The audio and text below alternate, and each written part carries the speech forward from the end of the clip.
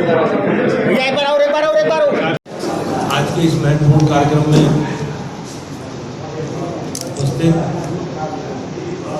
हमारे लोकसभा के प्रभारी, विधान परिषद के सदस्य, पार्टी के वरिष्ठ नेता आदरणीय अरुण पाठक जी, आदरणीय धर्मेंद्र जी और उनका उत्तर प्रदेश की राजनीति में बड़ा स्थान, एक बड़ा निर्णय, एक बड़ा ऐलान करने का मन बनाया और उन्होंने एनडीए के सभी प्रत्याशियों को अपना समर्थन देने का ऐलान किया है। जनवादी पार्टी के राष्ट्रीय अध्यक्ष और उत्तर प्रदेश की राजनीति में एक बड़ा स्थान रखने वाले डॉक्टर संजय चौहान जी ने आज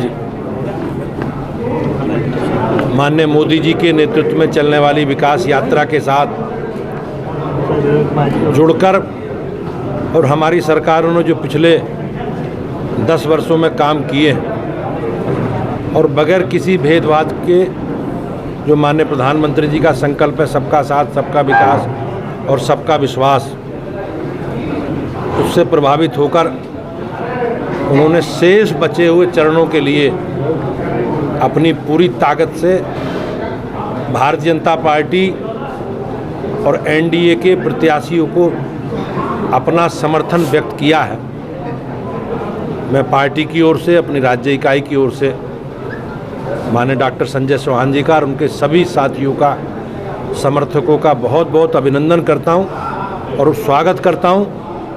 और निश्चित रूप से जो उनके विषय हैं, जो राष्ट्रीय नेतृत्व से उनकी बात हुई है माननीय राष्ट्रीय अध्यक्ष जी से, उन विषयों को, जो विषय उन्होंने उठाए हैं, हम सब लोग मिलकर हमारी पार्टी सामाजिक समरसता, सामाजिक सद्भाव और सामाजिक न्याय की बात हम लोग करते रहे हैं। तो जो जो विषय उनके हैं, जो जो उन्होंने विषय रखे हैं, भारतीय जनता पार्टी, हमारी सरकार उन सब विषयों का समाधान करके एक सार्थक कदम आगे बढ़ाने का काम करेगी।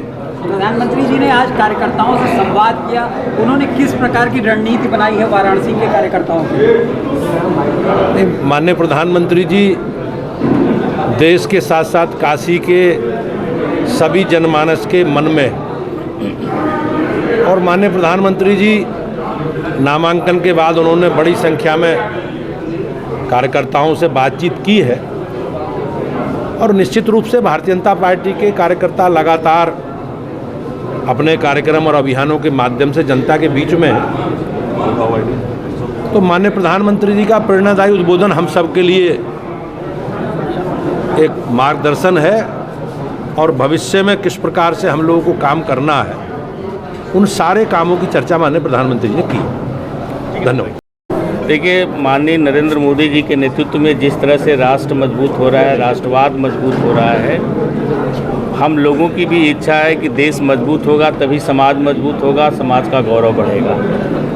जनवादी पार्टी विगत लंबे दौर से समाजवादी पार्टी के गठबंधन में रही है, लेकिन समाजवादी पार्टी के नेता अखिलेश यादव जी की नीयत अति पिछड़ी जातियों के प्रति सही नहीं है और लगातार उनके नज़रों में अति पिछड़ी जातियों के लिए भेदभाव बना रहता है। हम लोगों ने परिश्रम करके, शिद्दत से लग करके समाजवादी पार्टी को 47 से 111 पर पहुंचाया।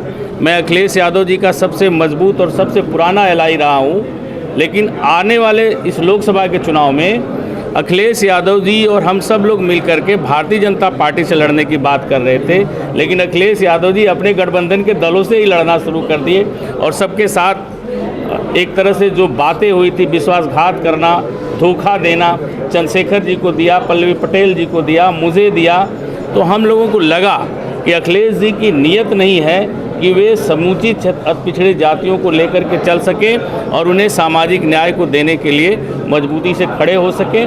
भारतीय जनता पार्टी हमेशा से सामाजिक न्याय के पक्षधर रही है। सामाजिक न्याय समिति की रिपोर्ट भी पिछड़ी जातियों के लिए लागू किया है। हम लोगों की बातें हुई हैं और माननीय नड्डा जी से, बंसल जी से, सब लोगों से बातें हुई। वो लोग हमारे समाज के हित में हम अति पिछड़ी जातियों के हित के जो भी मामले हैं उस पर वो लोग पहले से भी करते रहे हैं और आगे भी और मजबूती से करने का आश्वासन दिए हैं। और हमारी पूरी पार्टी और हमारे पूरे कार्यकर्ता लग करके बचे हुए चरणों में भारतीय जनता पार्टी को मजबूती से जिताने का काम करेंगे। हम ही लोग लगे, गाजीपुर में वो 8 की 8 सीटें जीते जहाँ का मैं रहने वाला हूँ, आजमगढ़ की सारी सीटें जीते। आज मैं भारतीय जनता पार्टी के साथ खड़ा हूँ। अखिलेश यादव न तो गाजीपुर बचा पाएंगे, न आजमगढ़ बचा पाएंगे, पूर्वांचल की कोई भी एक सीट नहीं जीत पाएंगे। ये हम लोगों के पार्टी की ताकत है और शिद्दत से लग करके भारतीय जनता पार्टी को एक एक सीट जिताने का काम करेंगे। भाजपा से क्या डिमांड है? भारतीय जनता पार्टी से हमने बिना शर्त नरेंद्र मोदी जी को तीसरी बार प्रधानमंत्री बनाने के लिए समर्थन दिया है। बाकी हमारे समाज और हमारी पार्टी के जो भी मसाइल हैं, जो भी सामाजिक न्याय की लड़ाई है, उस लड़ाई को हम लोग भारतीय जनता पार्टी के साथ मिलकर के आगे लड़ने का काम करेंगे। आगे गठबंधन यूपी में कितनी सीटें जीत रहा है? गठबंधन उत्तर प्रदेश में एक भी सीटें नहीं जीत पाएगा। पश्चिम में वो ख़त्म थे, पूर्वांचल में हम लोग भारतीय जनता पार्टी के साथ खड़े हो गए, तो अब पूर्वांचल में भी वो पूरी तरह से ख़त्म हो जाएंगे।